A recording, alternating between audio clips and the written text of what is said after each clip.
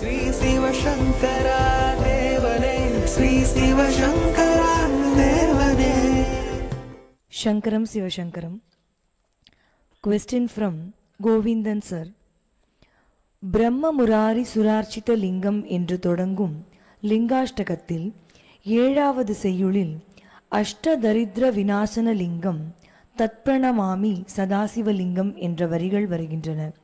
இந்த ஸ்லோகத்தில் சொல்லப்படும் அஷ்டதரித்திரங்கள் என்பவை யாவை? அவை அஷ்டலக்ஷ்மிகளுக்கு எதிர்மறையானவையா? கேள்வியிலே பதில் இருக்கு. அஷ்ட ஐஸ்வர்யங்கள் இருக்கு இல்லையா, அதுக்கு எதிர். இப்போ ஆரோக்கியம் அப்படின்றது ஒரு ஐஸ்வர்யம், அனாரோக்கியம் அன்ஹெல்த்தின்ற இல்லையா, ஹெல்த்தி அன்ஹெல்த்தி, அந்த மாதிரி. இது ஒரு பெரிய விஷயம் இல்லை, இதெல்லாம் பொய்டிக்கல் லைசன்ஸ். ஆத்மலிங்க பூஜை என்பது நமது மனதிற்குள் லிங்கத்தை பிரதிஷ்டை செய்து மானசீகமாக சிவ வழிபாடு செய்யும் முறை என்ற ஒரு கருத்து சொல்லப்படுகிறதே, இது சரிதானா? ஆமாம், நம்ம வெளியில் செய்கிற பூஜைகள்லாம் வந்து ரிச்சுவலிஸ்டிக், அபிஷேகம், அலங்காரம், அதுக்கு நைவேத்தியம், மந்திர உச்சாடனம், இதெல்லாம் இல்லாமல் அரை நிமிஷ நேரமேனும் தவமுறை தியானம் வைக்க அறியாத கசடன் மூடன் மட்டின்று அருணகிரிநாதர் சொல்கிறார் இல்லையா, அந்த மாதிரி என் தியானம் உண்டாயில் அரசேன்னு வர அருணகிரிநாதர். அந்த தியானம்ன்றது என்னென்னா வெளியே பார்க்கறது இல்லை, உள்ளே பார்க்கறது. ஏன்னா நம்ம எல்லாருக்குள்ளேயும் ஆத்மா இருக்குது, அந்த ஆத்மாவை தான் சிவன், ஈஸ்வர சர்வபூதானம். அதனால் வெளியே பார்க்குறத விட்டுவிட்டு நம்ம கண்ணை மூடி உட்காந்துக்கிட்டு நமக்குள்ளே அந்த ஆத்மலிங்கம் இருக்கிறதா பாவனை பண்ணிக்கிட்டு மானசீகமாக செய்கிற பூஜைகள், அதுதான் ஆத்ம பூஜை என்பது. இறைவனால் இந்த உலகத்தில் படைக்கப்பட்ட எண்ணற்ற தாவர இனங்கள் இருந்த போதும் பரமசிவனுக்கு வழிபாடு செய்வதற்கு வில்வம் எவ்வாறு தேர்ந்தெடுக்கப்பட்டது? வில்வதளம் அவ்வளவு மகிமை வாய்ந்ததாக விளங்குவதற்கு காரணம் என்ன?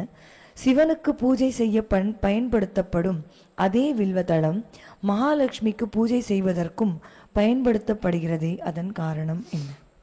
அந்த காலத்தில் இந்த ரிலீஜியஸ் ஒர்ஷிப்புங்கிறது பேசிக்கலி ஹெல்த் கேரிங்காக இருந்தது, ஹெல்த் ஓரியன்ட். அதனால் வயிறு சம்மந்தப்பட்ட விஷயங்களுக்கெல்லாம் வில்வம் ரொம்ப நல்லது. அதை சும்மா சாப்பிட சொன்னால் சாப்பிட மாட்டான். அதனால் சிவன் கோயிலில் அதை வந்து அந்த விபூதி வில்வம் ரெண்டையும் கொடுக்குறாங்க இல்லையா, அந்த விபூதியில் என்ன இருக்குது? பசுன் சாணத்தை எரித்த விபூதி இருக்குது. அதுவும் அந்த வில்வத்தையும் சாப்பிட்டா வயிறு சம்மந்தப்பட்ட லிவர் சம்மந்தப்பட்ட ப்ராப்ளம் எல்லாம் போயிடும். அந்த துளசி தீர்த்தம் இது ரெண்டுத்தையும் சாப்பிடுகிற போது ஹார்ட்டு சம்மந்தப்பட்ட ப்ராப்ளம் எல்லாம் போயிடும். நந்தியாவட்டம் இந்த மாதிரி சில புஷ்பங்கள் இருக்குது, அதை இப்படி கண்ணு மேலே ஒத்திக்கிற போது கண்ணு சம்மந்தப்பட்ட ப்ராப்ளம் எல்லாம் போயிடும். அதனால் நம்ம பெரியவங்க எது செஞ்சாலையும் அதில் மேலையார் செய்வனகள்னு, நம்மளும் மேலான அறிவுடையவர்கள் செய்ததுங்கிற மாதிரி எல்லாத்துலேயும் ஒரு சயின்ஸ் இருக்குது. அது அவங்க சயின்ஸுன்னு சொல்லாமல் உங்களுக்கு பிடிச்ச மாதிரி ஏதோ ஒரு பிரசாதம், கோயில், ஒரு விபூதி இந்த மாதிரி சொல்கிறாங்க. இப்போது ஐயங்காரங்கள்லாங்கிறாங்க, அவங்க என்ன பண்ணுறாங்க, ஒரு துளசி செடியினுடைய அந்த மண் இருக்கு இல்லையா, அதை எடுத்து இந்த இடத்துல வச்சுக்கிறாங்க.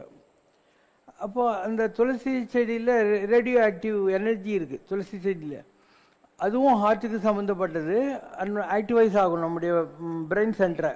அதனால் அதை இந்த இடத்துல அவங்க வச்சுக்கிறாங்க. விபூதியை நம்ம இங்கே வச்சுக்கிறது அதுக்காக தான் வச்சுக்கிறோம். குங்கம் இருக்குது, அது வந்து எலுமிச்சம்பழம், அந்த மஞ்சள், இந்த ரெண்டுத்தினுடைய காம்பினேஷன் தான் அந்த குங்கம்ன்றது. அது இந்த இடத்துல வைக்கிற போது நமக்கு வந்து நெகட்டிவ் எனர்ஜி நம்மளை வந்து அஃபெக்ட் பண்ணாது, அந்த மாதிரி வைக்கிறது. இப்படி நம்முடைய பெரியவர்கள், இப்போ வாழை இலை இருக்குது, வாழை இலையில் குளோரோஃபில் இருக்குது, அது மேலே சூடாக நீங்கள் வெள்ளை ரைஸ் சாதத்தை வைக்கிற போது அதில் ஸ்டார்ச் இருக்குது. அப்போ குளோரோஃபில் அண்ட் ஸ்டார்ச்சு, அது மேலே ஒரு ட்ராப் ஆஃப் கீ சாப்பிட்ற போது உங்களுக்கு உடம்புக்கு ரொம்ப நல்லது. அது மாதிரி நமக்கு தெரியாமையே அதிலெல்லாம் ஒரு விஞ்ஞான நுணுக்கங்கள், ஒரு மெடிசனல் வேல்யூஸ் எல்லாம் நம்ம பெரியவங்க வச்சுருந்தாங்க. அதை நம்ம பிளைண்டாக ஃபாலோ பண்ணாவே போகிறோம். நமக்கு அது மாதிரிலாம் கண்டுபிடிக்கிற அறிவு நம்மக்கிட்ட இல்லை. ஸோ அவர் life was beautiful if we follow the old traditional.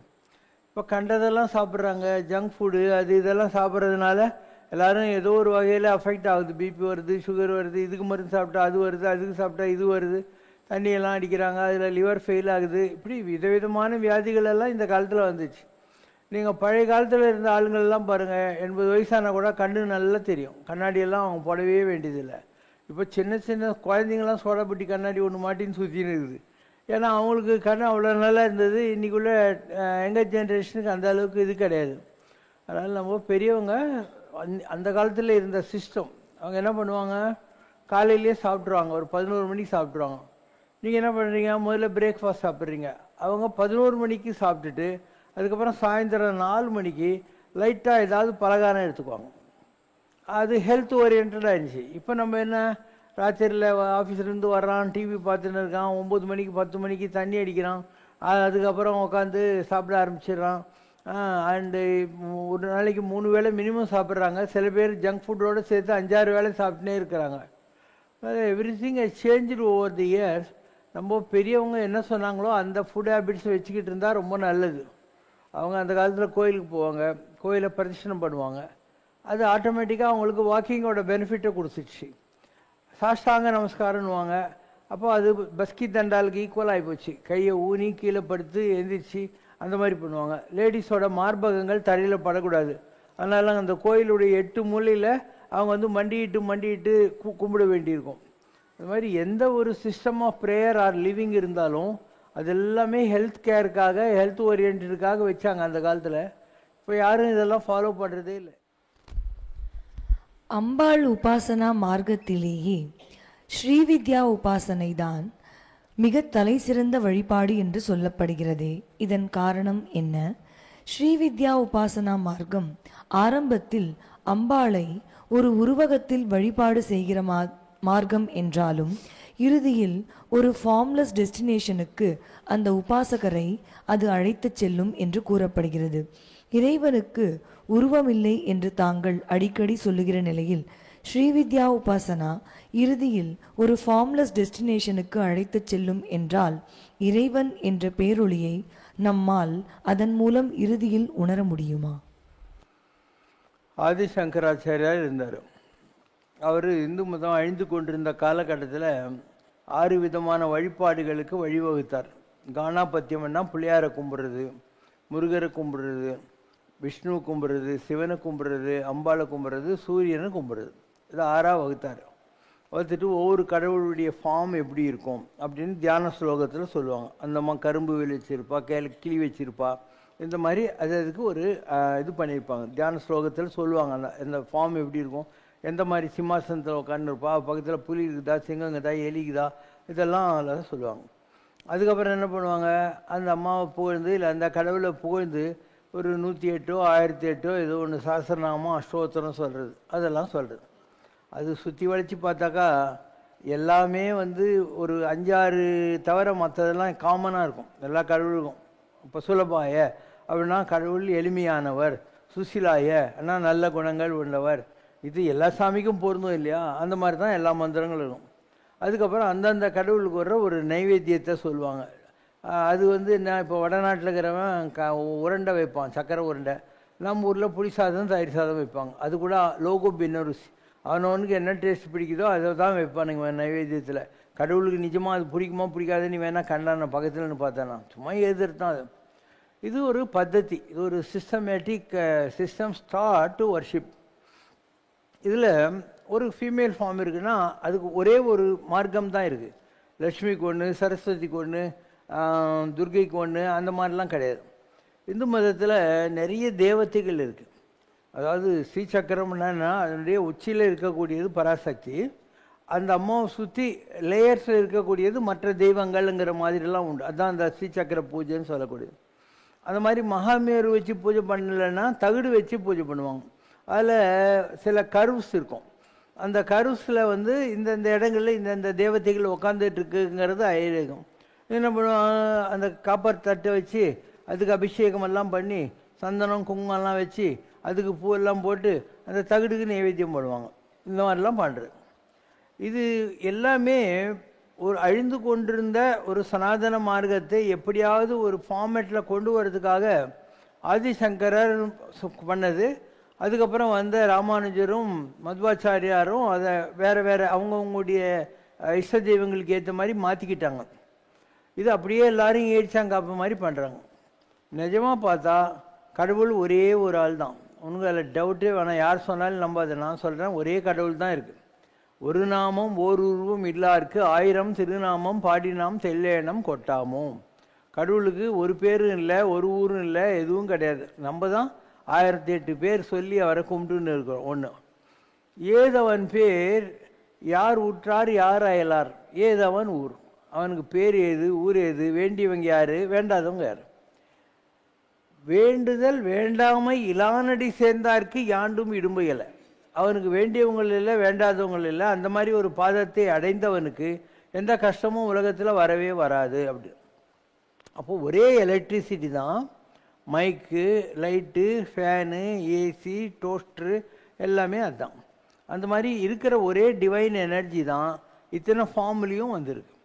பார்த்தாக்கா ஃபேன் தனியாக தெரியுது, லைட்டு தனியாக தெரியுது, ஏர் கண்டிஷன் தனியாக தெரியுது, அண்டு ஹீட்ரு தனியாக தெரியுது, ஃப்ரிட்ஜு தனியாக தெரியுது. ஆனால் எல்லாம் யூட்டிலிட்டிஸ். உனக்கு வேணுங்கிறதுக்காக ஒவ்வொரு பொருளையும் நீ யூஸ் பண்ணிக்கிற, அவ்வளோதான். அதனால் உனக்கு இவங்க இந்த மாதிரி உருவங்களெல்லாம் உற்பத்தி பண்ணது எதுக்குன்னா, உனக்கு படிப்பு வரணும்னா சரஸ்வதி கும்பிட்டுக்கோ, பணம் வேணும்னா மகாலட்சுமி கும்பிட்டுக்கோ, தைரியம் வேணும்னா துர்கையை கும்பிட்டுக்கோ. இதெல்லாம் சொன்னாக்கா இந்த பூஜை பண்ணுறவனுக்கு அவங்ககிட்ட என்ன வீக்னஸ் இல்லை, அவனுக்கு என்ன குறைன்னு இருக்குது இல்லையா, அதுக்கேற்ற மாதிரி ஒரு சாமியை பிடிச்சின்னு உட்காந்து குங்குமம் போட்டுன்னு மந்திரம் போட்டுன்னு உட்காந்து இருப்பான். இதெல்லாம் ஹியூமனுடைய சைக்காலஜிக்காக உருவாக்கப்பட்ட விஷயங்கள். நிஜமாக பார்த்தா பிளாங்க் மைண்டு தான் கடவுள். எல்லாம் மற என்னை மறந்த நலம் சொல்லாய் முருகா சுரபூபதியே. எல்லாம் மறனா நோ தாட்ஸ், அப்படியே பிளாங்காக. ஒரு சினிமா கோட்டைக்கு போனால் வெள்ளை ஸ்க்ரீன் தான் இருக்கும். இந்த ப்ரொஜெக்ட் ஆன் பண்ணால் தான் அதில் காதல் காட்சி, வில்லன் ஃபைட்டிங், வீடியோ எரியறதெல்லாம் வரும். அந்த மாதிரி உனக்கு இந்த இடத்துல ஒரு வெள்ளை ஸ்க்ரீன் இருக்குது. நீயா தான் அதில் இந்த சினிமாலாம் ப்ரொஜெக்ட் பண்ணிக்கிற. உனக்கு வேண்டிய மாதிரி கடவுள்களை அது இது கோயில் வழிபாடெல்லாம் உற்பத்தி பண்ணுற. அது மாதிரிலாம் ஒன்றும் இல்லை. உனக்கு வாட்சா மகோச்சரம் என்றால் நிர்வாணம். நிர்வாணம்னா என்ன, எதுவுமே இல்லாத ஒரு பிளாங்க் மைண்டுன்னு அர்த்தம். அது எப்படி எக்ஸ்பிளைன் பண்ணுறது கூட தெரியாதான். ஏன்னா நீ கான்ஷியஸாக இருக்கிற போது ஒரு மனோபாவம் இருக்கும், நான் கான்ஷியஸாக இருக்கிற போது இன்னொரு மனோபாவம் இருக்கும். இப்போ உன்னை குளோரோஃபாரம் கொடுத்து படிக்க வச்சுருக்காங்கன்னு வை. அப்போ அந்த டாக்டருங்க உன் ட்ரெஸ்ஸை அவுத்தது, உனக்கு கண்ட இடத்துல வெட்டினது கொண்டது ஏதாவது உனக்கு தெரிய போதா? திடீர்னு பார்த்தா உன்னை ஆப்ரேஷன் தேட்டர்லேருந்து கொண்டு போய் பெட்டில் படுக்க வச்சுருப்பாங்க இல்லையா? அந்த மாதிரி ஒரு கான்ஷியஸ் நான் கான்ஷியஸுங்கிறதும் நம்மக்கிட்ட தான் உற்பத்தி ஆகிற விஷயங்கள். குளோரோஃபாரம் கொடுத்தா தான் அப்படியெல்லாம் வரும். அதனால் இந்த வழிபாடுகள் என்பவை இருக்கிறது ஒரே கடவுள் தான். அந்த ஒரே தண்ணி இருக்குன்னு வச்சுக்கோ, அந்த தண்ணியை நீ தண்ணீருன்ற, தெலுங்காரன் நீலுன்றான், கர்நாடகாக்காரன் என்ன நீருன்றான், இன்னொருத்தன் பானின்றான் இல்லையா? ஒரே பொருளை தானே கேட்குறான். சரி, உனக்கு எதுவுமே சொல்ல தெரியலன்னு வச்சுக்கோ, பேசாமல் இப்படி என்ன, உனக்கு அதிர்ஷ்டம் இருந்தால் விஸ்கி கொடுப்பான், இல்லை தண்ணி கொடுப்போம் இல்லையா? It's a question of is identifying your thought process. எதுவுமே கிடையாது உலகத்தில், ஒன்று தான் இருக்குது, ரெண்டாவது கிடையாது. Question from கல்யாண கிருஷ்ணன் ரவிசங்கர். பாபாஜி, நீங்கள் பலமுறை சத்சங்கத்தில் அருளுரைகளில் திருப்பதி வெங்கடாச்சலபதியின் ஸ்பிரிட் மற்ற பெருமாள் கோவில்களில் இல்லை என்று கூறியிருக்கிறீர்கள். அந்த ஸ்பிரிட் மாத்திரம் இல்லை, நீ எந்த கடவுளை கும்பிட்டாலையும் அந்தந்த கோயிலில் தான் அந்த ஸ்பிரிட் இருக்கும். இன்னொரு கோயிலில் அந்த ஸ்பிரிட் இருக்காது. நீ இப்போ மீனாட்சி அம்மன் மதுரையில் இருக்குது, மதுரையில் மீனாட்சி அம்மனாக இருக்கிற ஸ்பிரிட் வேற. உங்கள் ஊரில் நீ ஒரு கோயில் கட்டி மீனாட்சி சிலையை கொண்டாந்து வச்சா இருக்கிற சிலை வேற. இதுதான் ஆன்மீகத்தில் எல்கேஜி லெசன். இது தெரியாமல் ஜனங்க என்ன நினைக்கிறாங்க, திருப்பதியில் வெங்கடாதிபதி இருக்கார், நீங்கள் அரும்பாக்கத்திலேயோ இல்லை கொருக்குப்பேட்டையிலையோ இன்னொரு வெங்கடாதிபதி கோயில் கட்டுறீங்க, இல்லை திருப்பதி தேவஸ்தானமே டி நகரில் ஒரு வெங்கடாதிபதி கோயில் கட்டுறான். திருப்பதியில் இருக்கிற மாதிரி வசூலும் அங்கே வர்ற மாதிரி ஜனங்க அவங்களுடைய ப்ரேயர்ஃபுல்னஸ்ஸு இதெல்லாம் நடந்துருமா? அது அதனுடைய ஒரிஜினல் தான். Xerox scanned version, xerox scanned version தான். அதனால் இதெல்லாம் அந்தந்த இடத்துக்கு வேறு வேறு ஸ்பிரிட் வரும். நீங்கள் ஒரு கோயில் கட்டி ஒரு சிலையை கொண்டாந்து வச்ச உடனே யாராவது ஒரு ஸ்பிரிட்டை அவங்க கொண்டாந்து அதில் உட்கார வைப்பாங்க. அந்த ஸ்பிரிட்டுன்றது அந்த உபாசனா மார்க்கத்தை ஃபாலோ பண்ணினா ஏதோ ஒரு எலிவேட்டட் ஸ்பிரிட்டாக இருக்கும். உங்கள்கிட்டையும் ஸ்பிரிட் இருக்குது, நீங்கள் அந்த ஸ்பிரிட்டை இன்னும் உயர்த்தலை. தியானம் பண்ணி யாகம் பண்ணி கஷேத்திரம் பண்ணி உங்கள்கிட்ட இருக்கிற ஸ்பிரிட்டை நீங்கள் இன்னும் டிவைனாக வெளியே கொண்டு வரல. கொண்டு வந்த பெரியவங்க யாராவது இருப்பாங்க, அந்த ஸ்பிரிட் இப்போ வெங்கடாதிபதியே உபாசனை பண்ண ஒருத்தருக்கான்னா அவனை உங்கள் ஊரில் கட்டுற வெங்கடாதிபதி கோயிலில் கொண்டு வந்து உட்கார வச்சுருவாங்க. உங்கள் ஊருக்கு அவர் தான் வெங்கடாதிபதி. உங்கள் கோயிலுக்கு வர்றவங்களுக்கு அவர் நல்லது பண்ணிகிட்ருப்பார். அவருடைய கெப்பாசிட்டின்றது அந்த கோயிலில் நல்லா வேலை செய்யும். நீ கொடுக்குற நெய்வேத்தியம் தான் அவருக்கு கிடைக்கிற சாப்பாடு. கோடி சுவாமி உங்களை தாத்தாதான் வைகுண்டம், தாத்தாதான் கைலாசம் என்று கூறியுள்ளார். அப்படி இருக்க பாபாஜியின் ஸ்பிரிட் தான் பூரண பிரம்ம பெருமாள், அபூர்வமாக திருப்பதி பெருமாள் மற்றும் கைலாசபதி என்று நாங்கள் எடுத்துக்கொள்ளலாமா? சாமி எதுக்காக சொல்கிறாருன்னா, நமக்குள்ள எந்த ஸ்பிரிட்டை நம்ம இப்போ நற்றவத்தவர் உள்ளிருந்து ஓங்கும் நமச்சிவாயம் என்றோம். யார் யார் உபாசனையில் எதை பிடிக்கிறாங்கன்னு ஒரு கணக்கு இருக்கு இல்லையா? அந்த மாதிரி இப்போ காஞ்சி பெரியவர் இருக்கார், அவர் எல்லா கடவுளையும் பூஜை பண்ணியிருக்காரு. ஆனால் அவரே என்ன சொல்கிறாரு, தெய்வத்தின் குரலில் எனக்கு முக்கியம் அம்பாளுங்கிறார். எல்லா கடவுளையும் நான் பூஜை பண்ணுறேன், ஆனால் எனக்கு இம்பார்ட்டண்ட்டு அம்பாள் தான் அப்படின்னு சொல்லி அவர் சொல்கிறார்.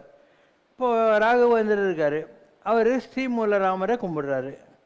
நீ ஏன் வேறு கடவுளை கும்பிடலன்னு அவரை கேட்கக்கூடாது. அவரும் நம்பூர்கார் தான், புவனகிரியில் வந்தவர் தான், எல்லா கடவுளை பற்றியும் அவருக்கு இருக்குது. ராமலிங்க வள்ளலார் இருந்தார், அவர் முருகனை கும்பிடுவார். அதுக்கப்புறம் வடிவுடையம்மன் கிட்டே போய் சேர்ந்தார். வடிவுடையம்மன் அவரை கொண்டு போய் நடராஜர்கிட்ட சேர்த்து விட்டாங்க. அப்போது அவங்கவுங்களுக்கு ஒரு ரூட்டு கிடைக்கிது. அவரவர் இறையவர், குறைவிலர் இறையவர். யார் எந்த கடவுளை கும்பிட்டாலே அதில் எந்த குறையும் இல்லை. அவரவர் விதி வழி அடைய நின்றனரே. அவனவனுக்கு ஒரு ஃபேட் இருக்குது. அந்த ஃபேட்டு எந்த ரூட்டில் கொண்டு போதோ அந்த வழியில் போய் அவங்க கடவுளை அடைவாங்க. அவ்வளோதான். இப்போ கேளம்பாக்கத்தையும் நீ வரணும், மகாபலிபுரத்துலேருந்தும் வரலாம், கிண்டியிலேருந்தும் வரலாம், ஓஎம்ஆர் வழியாக வரலாம், ஈசிஆர் வழியாக வரலாம். ஆனால் கிளம்பத்துக்கு சேர்ந்துடுவே இல்லையா? அதனால் அடைய வேண்டியது ஒரே கடவுளை. இப்போது உன் பேர் முனுசாமி, நீ கேளம்பாக்கத்தில் இருக்க ராமராஜாவில். உனக்கு நான் T Nagar post box, Vijayawada post box, Madurai post பாக்ஸில் போட்டாலும் உனக்கு தான் வரும். இந்த அட்ரஸுன்றது ஒன்று தான். நீ எந்த பொட்டியில் போட்டேன்றது தான் வேறு வேறு ரிலிஜன்னு, வேறு வேறு ஃபார்ம் ஆஃப் காடு. புரியுதா? அதெல்லாம் பொட்டி மாதிரி தான், ஆனால் உனக்கு தான் சேரும். அதனால் இந்த உலகத்தில் இந்த மாதிரி கேள்விகள் எதுக்கு வருதுன்னா, நிறைய விஷயம் இருக்குதுன்னு நம்புறதுனால வருது. அந்த மாதிரிலாம் ஒன்றும் இல்லை. இப்போ சிவசங்கர் பாபா இருக்கார், என் ஜாதகம் அந்த மாரி. எனக்கு பூர்வ புண்ணிய ஸ்தானத்தில் 4 கிரகம் இருக்குதுன்னு சொன்னேன் நான். சூரியன், சந்திரன், செவ்வாய், புதன் 4. அதுக்கடுத்து 10வது வீடு ஜீவனஸ்தானம், அதில் எனக்கு குரு சுக்கரன் இருக்காங்க. அப்போது 10, 11லேயே பூர்வ புண்ணிய ஸ்தானத்துலேயும் என்னுடைய 10வது வீட்லேயுமே 6 கிரகம் இருக்குது. அப்போ ஒவ்வொரு கிரகத்துக்கும் ஒரு இஷ்ட தெய்வத்தம் இருக்கும். ஒரு ஃபார்ம் ஆஃப். செவ்வாய்னா முருகன் ஆஞ்சநேயர், சேட்டர்னா வெங்கடாஜலபதி நரசிம்மர், சுக்கரன் சொன்னால் அம்பாள், இப்படி கணக்கு இருக்குது. இப்போ எங்கிட்ட 6 கிரகமும் ஒழுங்காக இருக்கிறதுனால எனக்கு எல்லா கடவுளையும் பிடிக்கும். எனக்கு எந்த பேதமும் கிடையாது. நான் எல்லா கடவுளையும் ஆதரிப்பேன். எல்லா கடவுளும் கோயில் வேறு கட்டி வச்சுக்கிறேன் நான். இந்த கடவுள் அந்த கடவுள்லாம் நான் பேதம் பார்க்குறது இல்லை. ரூப பேதங்கள்னு அதை அவங்கவுங்க ஜாதகத்தை பொறுத்தது. உன் ஜாதகத்தில் எந்த கிரகம் பவர்ஃபுல் ஆகுதோ அதை வச்சு ஏக தெய்வ வழிபாடு உண்டு. இப்போ ரத்தினகிரியில் ஒரு சமயம் இருக்கிறாரு, அவருக்கு செவ்வாய் நல்லா இருக்கா ஜாதகத்தில், அதனால் முருகன் மேலே தான் அவர் மைண்டு போகுது இல்லையா? ஒரு காலத்தில் எந்த கடவுளையும் தொடவே மாட்டார், முருகன் தான் ஆணுவார். அதுக்கப்புறம் கொஞ்சம் கொஞ்சமாக கீழே ஒரு சப்த கன்னிக்கு ஒரு கோயில், அம்பாளுக்கு ஒரு கோயில் கட்டினார், பிள்ளையாருக்கு ஒரு கோயில் கட்டினார். இந்த மாதிரி இப்போது அறுபடை வீடு முருகனுக்கு ஒரு குளம் வெட்டி 6 மூலையில் 6 முருகனும் உட்கார வச்சுருக்காரு. ஆரம்பத்தில் அவர் ரொம்ப ஸ்ட்ரிக்ட்டு. காஞ்சி மகா பெரியவர் மார்ச் மாதம் 1984 அவருக்கு ஒரு வெள்ளருக்கு பிள்ளையார் கொடுத்தாரு. கொடுத்து இதை வச்சு நீ பூஜை பண்ணு, உன் கோயில் திருப்பணி தடையில்லாமல் நடக்கும்னாரு. அவர் என்ன கூப்பிட்டாரு, நான் முருகனை தவிர எந்த கடவுளையும் கும்பிட்றதில்ல, இந்தா இதை நீ வச்சு பூஜை பண்ணுனாரு. நான் வச்சு பூஜை பண்ணியிருக்கிறேன் வெள்ளருக்கு. அப்போ 1983, 84 அப்படி ஒரு ஸ்ட்ரிக்ட் டிசிப்ளினில் ஒரு முருகனை மாத்திரம் கும்பிட்டுருந்தவர் நாளடைவில் மாறிப்போகுது இல்லையா? இப்போ வள்ளலார் இருந்தார், அவர் இந்த பக்கம்லாம் போயினேங்கிறார். திருவள்ளூர்கிட்ட போகிற போது அவருக்கு தீராத வயிற்று வலி வருது. இவர் என்ன வயிற்று வலி கஷ்டமாகுதுன்னா, வீரராகவ பெருமாள், அவர் பேர் என்ன, வைத்திய வீரராகவன். எந்த வியாதி இருந்தாலும் நீ அங்கே போனேன்னா நல்லாகும், வைத்திய வீரராகவர்னு அவருக்கு பேர். அவர் சொன்னார், என்ன நீ பார்க்காம கும்பிடாமல் போயிடுவாங்க இந்த அப்படின்னாரு. அப்புறம் அவர் டைவர்ஷன் எடுத்து திருவள்ளூர் வீரராக போய் அங்கே பாடின பாட்டு தான் காராய காராய வண்ண மணிவண்ண கண்ண கனசங்கு சக்கரதர நீள் சீராய தூய மலர்வாய நேய ஸ்ரீராம ராமனெனவே தாராய வாழ்வு தரு நஞ்சு சூழ்க தாமோதராய நமவோம் நாராயணாய நம வாமனாய நம கேசவாய நமவே. வள்ளலார் பாடுனது. ஏன்னா அவரே கூப்பிட்டாரு, வீரராகசாமி கூப்பிட்டு என்னை பற்றி பாட்டு போய் இந்த ஊர் விட்டு அப்படின்னு வயிற்று வலி வேற கொடுத்து கூப்பிட்றாரு. இந்த மாதிரி அருணகிரியோட வாழ்க்கையிலேயே நிறைய நிகழ்ச்சிகள் இருக்கும். அவர் போயின்னு இருப்பார். அந்த காலத்தில் நான் மவுண்ட் ரோடும் இதுவாக இருந்துச்சு, எம்டிஎஸ்ஸாக இருந்துச்சு. அப்போது அந்த கடவுள் அந்த ஏரியாவில் வயலூர்லேயோ அங்கேயோ இங்கேயோ இருக்கிற முருகர் அவரை வந்து ஏதோ ஒரு ஃபார்மில் ஒரு பையனாட்டம் வருவார், இல்லை அவருடைய காட்சி கொடுப்பாரு, இங்கே வா நான் மலை மேலே இருக்கேன் என்னை பாடிட்டு போ அப்படின்னுவார். இப்படி ஒவ்வொரு மகானுக்கும் எல்லாம் ஒரே ஃபார்ம்னு வச்சுக்கோ, வேறு வேறு இடங்கள்ல இருந்தாலையும் அதே சுப்பீரியர் எனர்ஜி ஆஃப் முருகன் இருக்குதுன்னு வச்சுக்கலாம். அப்போ அவரை கூப்பிட்டு எல்லா இடத்துலையும் என்னை பாடு அப்படின்னு அருணகிரி பாடினார். அதனால் அவருக்கு என்ன வேலை? பாடுற வேலை. அதனால் அவர் என்ன சொன்னார்? பாடும் பணியே பணியாய் அருள்வாய். எனக்கு என்ன வேலை? பாடுறது தான். ஒன்றும் பாடுறது, வேறு எனக்கு ஒன்றும் வேலை கிடையாதுன்னு அர்த்தம். ஒவ்வொருத்தரும் ஒரு வழி. இப்போ திருவண்ணாமலையில் விசிறி சாமியார் இருந்தார். அவர் ஓம் ஸ்ரீராம் ஜெயராம் ஜெய் ஜெயராம் தான். அவர் ராமநாமத்தை தான் ஜபம் பண்ணிட்டு இருந்தார். அந்த மந்திர உபதேசத்தை தான் வாங்கினார். அதான் எத்தனை கோடி ஜபம் பண்ணாருன்னு தெரியாது. ஆனால் அவர் பூஜை பண்ணி செட்டில் ஆன இடம் எது? திருவண்ணாமலை. அப்போ திருவண்ணாமலையில் இருக்கிறது அண்ணாமலையார். அண்ணாமலையார் நீ சிவன் நினச்சா சிவன் தான். இல்லை ஏறுமையில் ஏறி விளையாடு முகம்னு சொல்லிட்டு ஆறுமுகமான பொருள் நீரில் வேண்டும் ஆதி அருணாச்சலமாக வந்த பெருமாளைன்னு என்ன? ஆதி அருணாச்சலத்தில் உட்காந்துக்கிறது முருகர்னாச்சா இல்லையா? அதனால் இந்த அநேக் ஏகன் அநேகனுடைய கன்செப்ட் இதுதான். உலகத்தில் ரெண்டாவது பொருள் இல்லை, அவங்கவுங்களுக்கு ஒரு ருசி இருக்குது, அதுக்கேற்ற மாதிரி அதுக்கு பேர் வச்சுக்கிறாங்க. அதனால் ரெண்டாவது விஷயம் இல்லை. நீ எதை நம்புறியோ அதை நம்பு. நீ ஒன்றுத்தை நம்புறதுக்கு காரணம் உன் ஜாதகம். உன் ஜாதகத்தில் எந்த மாதிரி பிளானட் ஜாஸ்தியாகுதோ அதுக்கு ஏற்ற மாதிரி உன்னுடைய மைண்டு போகும், அவ்வளோதான். அதனால் இந்த கடவுள் பெருசு அந்த கடவுள் சிறுசுன்னா நீ நினைக்க தேவையில்லை. உனக்கு எது தோணுதோ அதை நீ கும்பிடலாம். உனக்கு ஒரு ஃபேமிலி டாக்டர் இருக்கிறாரு, அவர் போகிறோம். உனக்கு என்ன எப்பயாவது 2 நாளைக்கு வயிற்று வலி, 3 நாளைக்கு சளி வரப்போகுது, ஒரு வருஷத்துலேயே 2 நாள் தான் உனக்கு ஏதோ வியாதி வரப்போகுது. அவர்கிட்ட போனால் அவர் ஏதோ ஒரு ப்ரிஸ்கிரிப்ஷன் 2 மாத்திரை எழுதி கொடுப்பார், சாப்பிடு. உனக்கு என்றைக்கோ ஒரு நாளைக்கு கொஞ்சம் மேஜராக ஏதாவது வேணும்னா அவர் என்ன பண்ணுவார்? ஒரு 10 வருஷமாக நீ அவருடைய கிளைண்ட்டு, அதனால் அவரே ஏதாவது பெரிய ஆஸ்பத்திரிக்கு ஃபோன் பண்ணி எனக்கு ரொம்ப வேண்டிய பேஷண்ட்டு அப்படின்வார். உனக்கு ஒரு ஆப்ரேஷன் ஆகுதுன்னா அவரும் கூட வருவார். உண்மையில அந்த அளவுக்கு அவருக்கு பாசம் இருந்தால் வருவார். ஆப்ரேஷன் நடக்கிற வரைக்கும் கூட இருந்துட்டு வந்துடுவார். அந்த மாதிரி உனக்குன்னு ஒரு ஃபேமிலி டாக்டர் வச்சுக்கோ. வேறு ஒன்றுமே தேவையில்லை. அந்த மாதிரி வச்சுக்கோ. ஒரு குடும்பம் இருக்குது, குடும்பத்தில் ஒய்ஃப் இருப்பாள், ஹஸ்பண்ட் இருப்பாள். ஒரு ஒய்ஃபுக்கு ஒரு ஹஸ்பண்டு. ஆனால் மாமனார் மாமியார் குழந்தையா நாத்தனார் மச்சான் இதெல்லாம் இல்லாமையாக போயிடுவாங்க. அதனால் உனக்கு பிடிச்ச கடவுளை ஹஸ்பண்டாவோ ஒய்ஃபாவோ வச்சுக்கோ, மற்றவங்களெல்லாம் சொந்தக்காரங்கள வச்சுக்கோ. ஒன்றும் முடியாதுன்னு சொல்ல முடியாது இல்லை. ஜீவன் முக்தி என்பது கர்ம யோகம், பக்தி யோகம் ஆகியவற்றில் தேர்ந்த பின் ஞான யோக வாழ்வில் மனம் எதிலும் சமத்துவ நிலை அடைந்து உயிருடன் இருக்கும்போதே மன நிறைவுடன் வாழ்வதே ஜீவன் முக்தி எனும் பெருநிலையை அடைதலாகும். அத்தகைய பெருநிலையை அடைந்தவரை ஜீவன் முக்தர் என்பர். இந்த குறிப்பு பற்றி தயவு செய்து விளக்கும். நம்ம உடம்பு இருக்கு இல்லையா, அது கண்டெய்னரு, அதுக்குள்ளுக்கிற கண்டென்ட்டு தான் ஆத்மா. அந்த ஆத்மா இந்த உடம்பு என்ற ஜெயிலில் இருக்குது. நீ ஜெயிலுக்கு போயிட்டுன்னு வச்சுக்கோ, பாளையங்கோட்டை புழலி எங்கேயோ ஜெயிலுக்கு அனுப்புகிறாங்க. ஒன்று ஏதோ ஒரு கர்மா பாக்கி இருக்குது அனுப்புகிறாங்க. அங்கே போனாலையும் உனக்கு படுத்துக்கிறதுக்கு இடம் கிடைக்கும், குளிக்கிறதுக்கு குடிக்கிறதுக்கு எல்லாம் தண்ணி கொடுப்பாங்க, டாக்டருங்கெல்லாங்கிறாங்க, வைத்தியம் பார்ப்பாங்க, எல்லா வசதியும் இருக்கும். அந்த மாதிரி உன்னுடைய ஆத்மா இப்போ இந்த உடம்புன்ற ஜெயிலில் இருக்குது. இதுக்கு சாப்பாடு உண்டு, உன்னை பார்த்துக்கிறதுக்கு பன்னெண்டு பிள்ளை குட்டிங்கெல்லாம் உண்டு, படுத்துக்கிறதுக்கு பெட் இருக்குது, இருக்கிறதுக்கு வீடெல்லாம் இருக்குது. ஆனாலும் நீ ஜெயிலில் தாங்கிற. அந்த ஜெயிலிருந்து நீ வெளியே வந்துட்டேன்னு வச்சுக்கோ, ஏன் அப்புறம் அந்த கைதிங்கிற இது கிடையாது. நீ கிளம்பாக்கம் கோயிலில் உட்காந்துக்கிட்டு இந்த மாதிரி பிரசங்கம் கேட்கலாம், பாட்டு கேட்கலாம், எல்லாம் கேட்கலாம். அங்கே எல்லா இது கிடைக்குது, சாப்பாடு இருக்குது, தூக்கம் இருக்குது, துணிமணி இருக்குது, எல்லாம் தான் இருக்குது, மெடிக்கல் ட்ரீட்மெண்ட் இருக்குது. ஆனால் யூ ஆர் ஸ்டில் அண்டர் ஃபெட்டர்ஸ். நீ கைதி தான். இப்போ நீ கைதி கிடையாது. அந்த மாதிரி இந்த ஆத்மா என்பது உடல் என்ற ஜெயிலுக்குள்ளே இருக்கிற வரைக்கும் அதுக்கு லிமிட்டெட் ஃப்ரீடம் தான் இருக்குது. எப்போ அந்த உடம்பை விட்டு ஆத்மா தன்னை பிரிச்சுக்கிறதோ அப்போ இட் ஹாஸ் அன்லிமிட்டெட் ஃப்ரீடம். அப்போ ஜீவன் முக்தி என்பது இந்த உடல் என்ற சிறைக்குள் அடங்கி கிடக்கின்ற அந்த ஆத்மா உடலை விட்டு வெளியே வருவது. அந்த மாதிரி வந்தால் என்னாகும்? இந்த உடம்பும் ஆத்மாவும் ஒன்றுக்கு ஒன்று வேடிக்கை பார்த்துக்கும். இதுதான் விட்னஸிங்னு சொல்கிறது. இதுக்கு முன்னால் இப்போ நீ உக்காந்துக்கிற, நீ தண்ணி அடிக்கிற, பொண்ணு பின்னால் சுற்றுற, தம் அடிக்கிற, இதெல்லாம் இந்த உடம்பு சம்மந்தப்பட்ட விஷயம். உனக்கு அதெல்லாம் பிடிக்குது, நீ பண்ணுற. அப்போ உள்ளகிற ஆத்மா என்ன பண்ணுது, அதெல்லாம் வேடிக்கை பார்த்துன்னு இருக்குது. இவன் தம் அடிக்கிறான், இவன் இந்த பொண்ணு பின்னால் போகிறான், இவன் தண்ணி அடிக்கிறான்னு பார்த்துன்னு இருக்கும். அப்போ உடம்பினுடைய சேஷ்டைகளை கொனஷ்டைகளை ஆத்மா வேடிக்கை பார்க்கிறது அந்தர்யாமியாக. இந்த ஆத்மா வெளியே வந்துச்சுன்னு வை, இந்த ஆத்மா முருகராச்சா பெருமாளாச்சா சிவனாச்சா என்னாச்சுன்றத இந்த சரீரம் வேடிக்கை பார்க்கும். ரோல்ஸ் மாறி போகுது.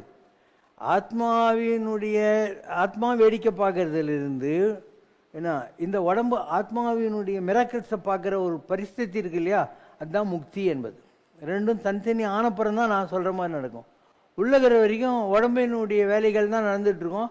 ஆத்மா எதையும் கண்டுக்காத ஒருத்தையும் உள்ளே உட்காந்துருக்கோம். அது பார்த்துன்னே இருக்கும், இவன் என்ன தான் பண்ணுறான் பார்க்கலாம் அப்படின்ற மாதிரி. என்றைக்கோ ஒரு நாள் ஆசானுகளும் துகளாயினவின் பேச அனுபூதி பிறந்ததுவின், இந்த உலகத்தில் இருக்கிற எல்லா ஆசைகளும் உனக்கு போகும். மைண்டு கொஞ்சம் பிளாங்க் ஆகி போயிடும், எது மேலே இன்ட்ரெஸ்ட் இருக்காது. ஒரு மாதிரி விரக்தி, ஒரு பரிதவிப்பு வரும், இதுக்கு மேலே ஏதாவது இருக்காங்கிற மாதிரி.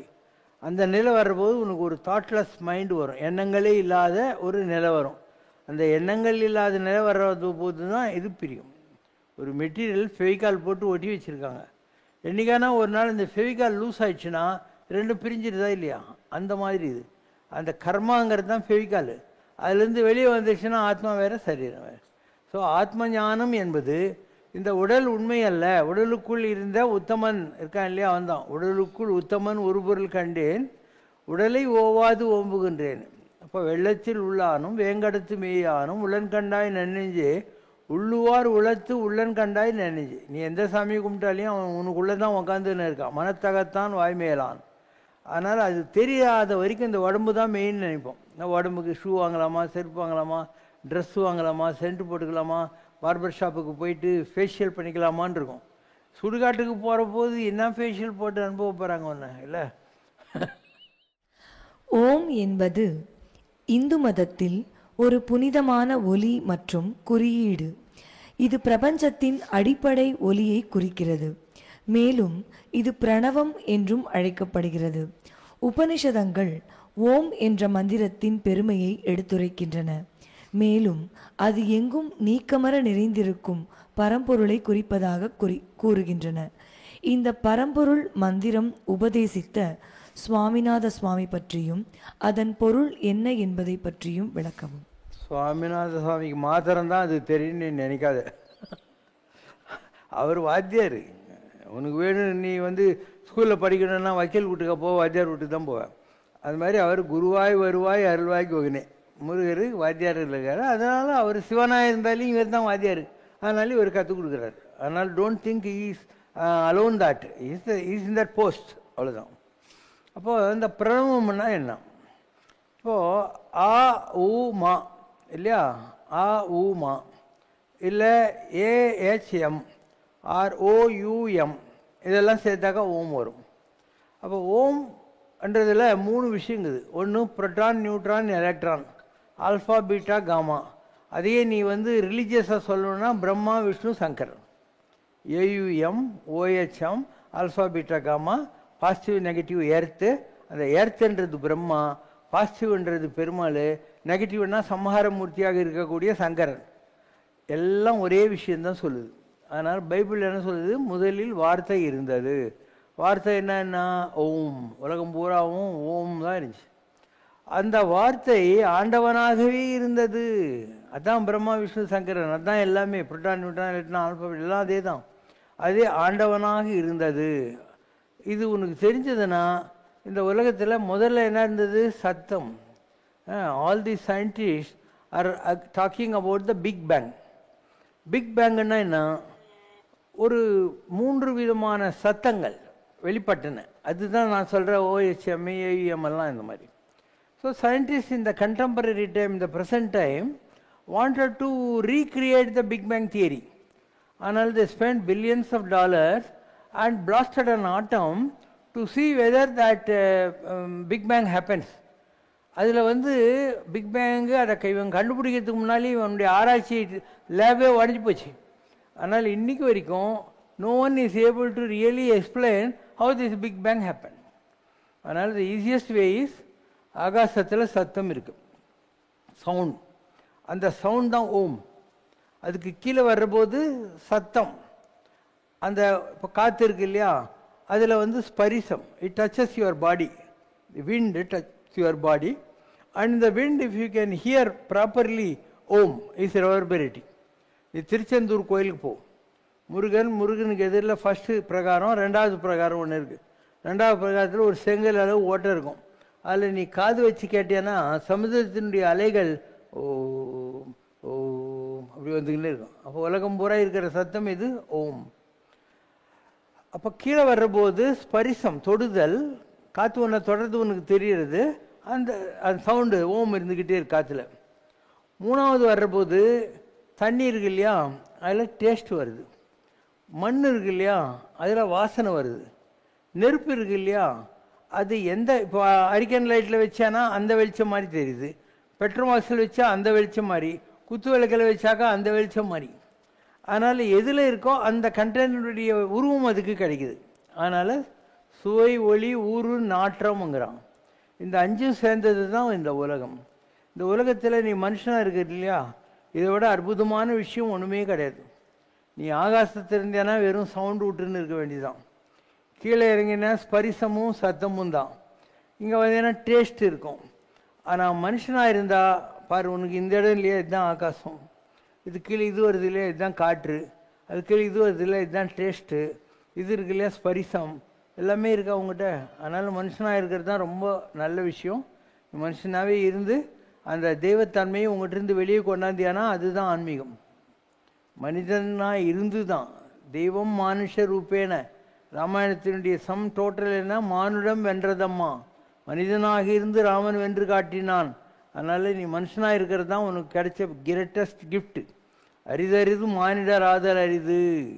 இந்த உலகத்திலேயே ரொம்ப கஷ்டமான விஷயம், ஸ்பெஷல் என்னன்னா மனுஷனாக பிறக்கிறது. மானிடராக பிறந்த காலையும் கூன் குருடு செவிடு இதெல்லாம் இல்லாமல் பிறக்கிறது. கண்ணு இல்லாத எவ்வளோ பேர், முடவன் எத்தனை பேர், நொண்டி எத்தனை பேர் இல்லையா, கூன் குருடு இதெல்லாம் இல்லாமல் பிறக்கிறது அதை விட கஷ்டம். அதுக்கப்புறம் தானமும் தவமும் தாம் செய்வராயின். நிறைய தானம் பண்ணும், நிறைய தவம் பண்ணும். வானவர் நாடு வழி திறந்திடுமே. அப்போ நீ முதல்ல மனுஷனாக பெற, எந்த குறையும் இல்லாமல் பிறந்தியானாவே நீ புண்ணியாத்மான்னு அர்த்தம்.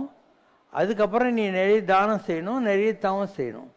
தானம்ன்றது எல்லாருக்கும் துட்டு தூக்கி கொடுக்கறது இல்லை. உங்கள்கிட்ட அறிவு இருந்தால் அதான் 2 பசங்களுக்கு நீ கிளாஸ் எடுத்து டியூஷன் கற்றுக் கொடுக்கலாம். அதுக்கு வித்யாதானம்னு பேர். ஒரு பொண்ணுக்கு கல்யாணம் ஆகணும், மாங்கல்யம் கொடுக்கலாம். இந்த மாதிரி தானத்துக்கு 1000 வழிமுறைகள் இருக்குது உலகத்தில். எதை வேணா நீ செய்யலாம், அதுதான் தானம்.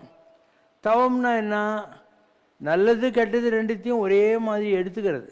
இட் இஸ் நெய்தர் ஜாய் நார் சாரோ. சுகமும் அல்ல சோகமும் அல்ல.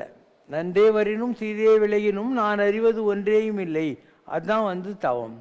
அப்போ ஒற்ற நோய் நோன்றல், உயிர்க்கு உருகன் செய்யாமை, வர்றதை அப்படியே அக்செப்ட் பண்ணுறது.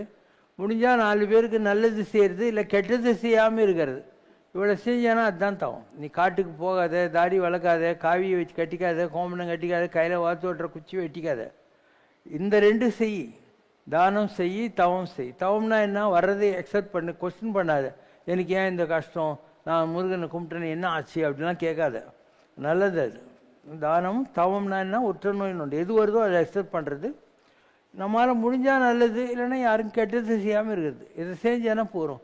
உனக்கு வானவர் நாட்டில் வழி திறந்து இந்திரன் சந்திரன் சூரியன் ஏதாவது ஒரு போஸ்ட்டுக்கு போவேன். அந்த போஸ்ட்டை நீ என்ஜாய் பண்ணுவேன். நீ ஒரு ஐஏஎஸ் படித்து முடிச்ச உடனே உனக்கு டெப்டி கலெக்டராக போடுவாங்க, கலெக்டராக போடுவாங்க, செக்ரட்டரி, சீஃப் செக்ரட்டரி ஆகிட்டு சென்ட்ரல் கவர்மெண்ட் வரைக்கும் போய் ரிட்டையர் ஆகிடுவேன். அந்த மாதிரி நீ எவ்வளோ தான் பெரிய தேவர் பதவிக்கு போனாலும் கூட ரிட்டையர்மெண்ட் உண்டு. அந்த மாதிரி தான் நீ தெய்வம் ஆகிட்டு தேவன் ஆகிட்டு பூமிக்கு திருப்பியும் வருவேன். உன்னுடைய நாலேஜை வச்சுக்கிட்டு இந்த உலகத்தில் கொஞ்ச நாள் வாழ்வேன். அதுக்கப்புறம் உனக்கு ஒரு சித்தராகவோ ரிஷியாகவோ இருக்கிறதுக்கான வாய்ப்புகள் இருக்குது. நீ ஒரு சித்தராகலாம், ஒரு ரிஷி ஆகலாம். அந்த மாதிரி ஆகிட்டா நீ சாக மாட்டேன். You become a liberated soul and then you go and stay in இந்த சித்தர்கள் உலகம். அது தனியாக உலகங்கள்லாம் இருக்குது, அங்கே போய் இருக்கலாம். ஸோ ஒவ்வொருத்தருக்கும் ஒவ்வொரு லைஃப் கிடைக்கும். ஆனால் அதுக்கு திருப்பியும் ஆஃப்டர் தி இந்திர பதவி, அது சந்திர பதவி, பூமியில் நீ திருப்பியும் நல்லவனாக இருக்கணும், நிறைய நல்லது செய்யணும், நல்லது பார்க்கணும், நல்லதுக்கு எல்லாம் செய்ய வேண்டியிருக்கும். செஞ்சால் தான் அங்கே போவேன். இல்லைன்னா இங்கே தான் தேவர்கள் கோலத்தை அனுபவிச்சு தொலைச்சிட்டியா, திருப்பி நீ ஏதாவது கோல்மால் பண்ணிட்டு இருக்கிறியா, அப்புறம் திருப்பியும் வந்து இதே மாதிரி உலகத்தில் நல்லது கெட்டதுக்கு ஏற்ற மாதிரி பரமபதம் ஏறி இறங்கி தாயம் போட்டுன்னு இருக்க வேண்டியதான். श्रीनिवास गोपालं चिन्तयाम्यहं श्रीनिवास गोपालं चिन्तयाम्यहं मोहनाकरूपदेहं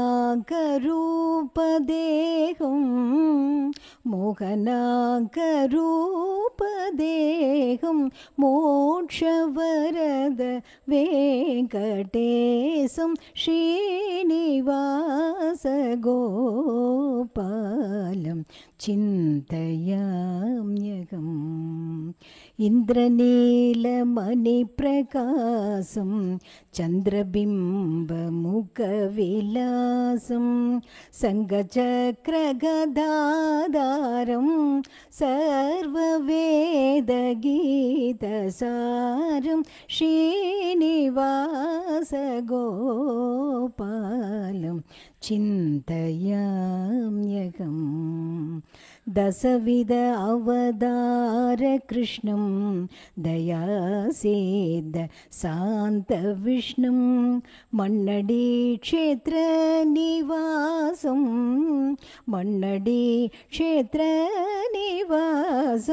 मङ्गलशिवशङ्करनामं श्रीनिवास गोपालं चिन्तयाम्यहम्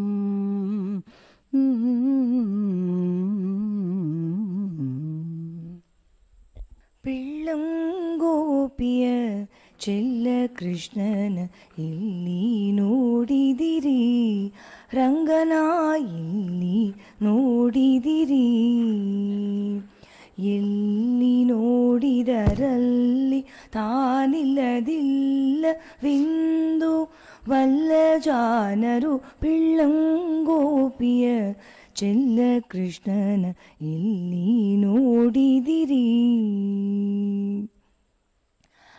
ನಂದಗೋಪಾಲ ಮಂದಿರಂಗಳ ಚಂದುಕೊಂದಿನಲಿ ಸಂತ ಸಂತತ ಗೋಪಬಾಲರ ವೃಂದ ವೃಂದದಲ್ಲಿ ಸುಂದರಾಂಗದ ಸುಂದರಿಯರ ಕಿಂದು ಮುಂದಿನಲಿ ಅಂದದಾಗಳ ಕಂದ ಕರುಗಳ ಮಂದಿ ಮಂದೆಯಲಿ ಈ ಪಿಳ್ಳಂಗೋಪಿಯ ಚೆಲ್ಲ ಕೃಷ್ಣನ ಇಲ್ಲಿ ನೋಡಿದಿರಿ.